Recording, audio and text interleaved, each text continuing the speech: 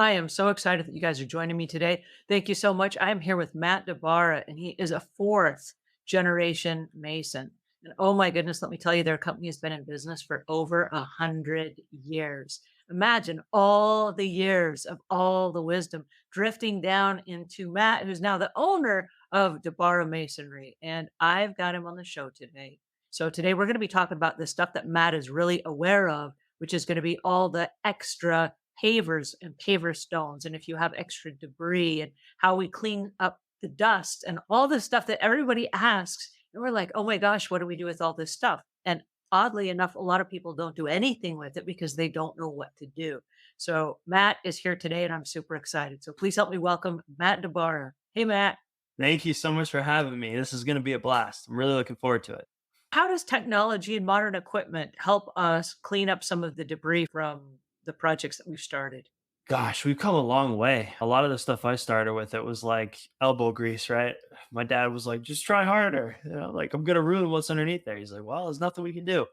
I think we've gotten better at understanding there's a lot more products to remove things now. And that's a big one. Is really taking the time to figure out, okay, what's already in the market for cleaning this. I mean, I get emails every 6 months. It'll be like, hey, this new product to clean roof cement or this new product to clean sealers. And we try them. And I find that they're getting better and better. So that's huge.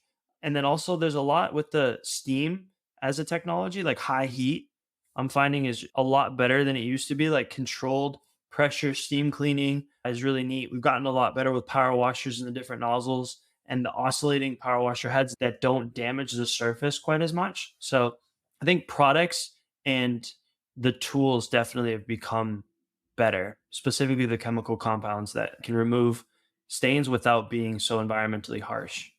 Awesome. Thanks for sharing that. Vicky has a question, and she says, does plexiglass turn color in the sun?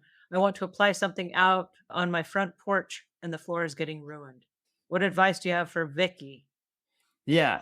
It used to be that there was a resin in plexiglass that would turn yellow and people would get that or they'd get almost like a fog or same thing that would happen to your car headlights if they got moisture. It was like this almost this scaling. If you get a good quality plexiglass and you let them know what you're looking to do, they do have it, but it has to be the right plexiglass. I'm sorry, I wish I knew exactly what it was called, but it's the same one. We were just on a project and they were going to put glass in for the railing because they had a really nice view and they couldn't use real glass. So they needed to use a certain plexiglass. So I know they have ones that don't yellow or discolor.